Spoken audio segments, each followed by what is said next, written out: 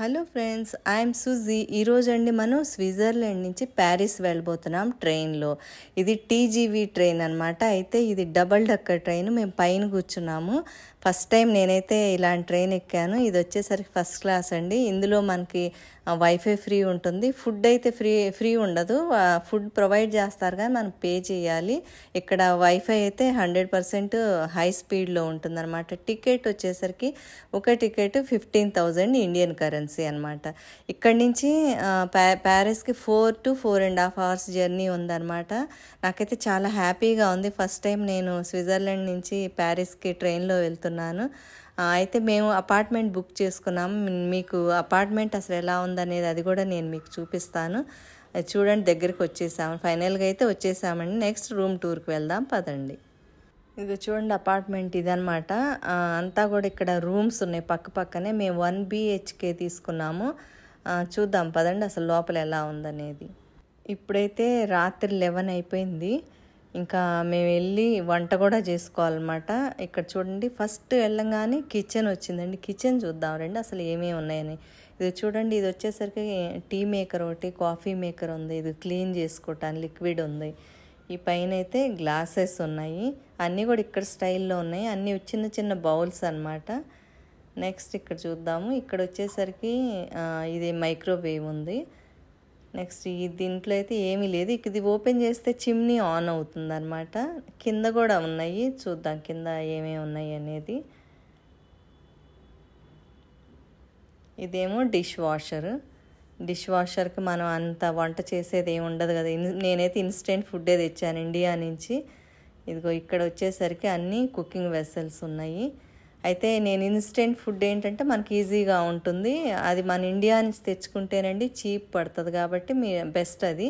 లేకపోతే పక్కనే కూప్ అనేది మనకి అంటే బిగ్ బజార్ లాంటివి ఉంటే అక్కడికి వెళ్ళి తెచ్చుకోవచ్చు. ఇదిగో మేమైతే ఈరోజు డిన్నర్ మాది మ్యాగీ అనమాట. అంటే ఒక పెద్ద బౌల్ లేకపోయేసరికి చిన్న చిన్న బౌల్స్లో పెట్టుకున్నాము. Maggi and green tea. ఇదేమో ఇండక్షన్ స్టవ్ అనమాట. దీని మీద వండుకోవటానికి అది మన ఇన్స్టెంట్ ఏం చేసుకోవాలంటే వీటి మీద ఈజీగా ఉంటుంది. ఇక్కడ టోస్టర్ ఇచ్చారు.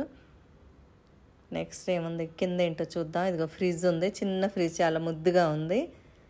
ఇవన్నీ బాగున్నాయి, అన్నీ కన్వీనియంట్గా ఉన్నాయి అన్నమాట.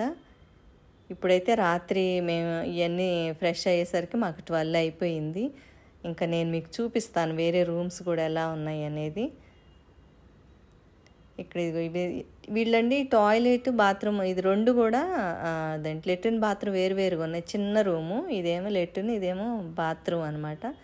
బాత్రూంలో చిన్న టబ్బు పెట్టారు. ఇక్కడ అన్నీ చిన్న చిన్నగా ఉన్నాయి అన్నమాట, పెద్దగా లేకుండాను చిన్న చిన్నగాను నీట్గా ఉంది. నీట్నెస్ అనేది చాలా మెయింటైన్ చేస్తున్నారు ఇక్కడ వాళ్ళు. మా యూరోప్లో మాత్రం చాలా బాగుంది. యూరోప్ అంతా అంటే స్విట్జర్లాండ్ అయితే ఎక్కువగా అనిపిస్తుంది. ఇంకా ఇక్కడ చూద్దాం అసలు ఎలా ఉంది. ఇదిగో చీపురు చాటా పెట్టారు. ఇక్కడ డస్ట్బిన్, కిందంతా కూడా వుడెన్ ఫ్లోర్ అనమాట. ఇక్కడ కొంచెం హ్యాంగ్ చేసుకోవటానికి ఇది పెట్టారు.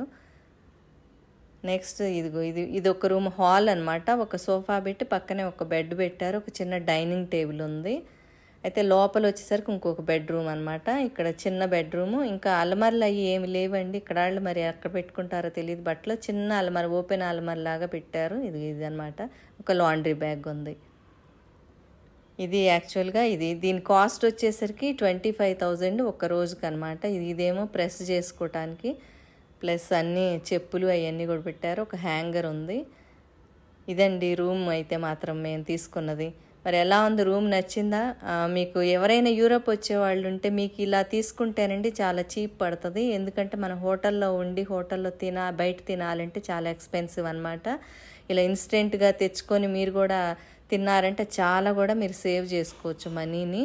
మరి ఎలా ఉంది, మీకు నచ్చితే వీడియో లైక్ చేయండి, సబ్స్క్రైబ్ చేయండి, కామెంట్స్ చేయండి. నెక్స్ట్ రేపొద్దున మనం ప్యారిస్ లోకల్ టూర్కి వెళ్ళబోతున్నాము. అసలు ప్యారిస్ ఎలా ఉందనేది నేను మీకు చూపిస్తాను. తప్పనిసరిగా చూడండి. Okay, bye.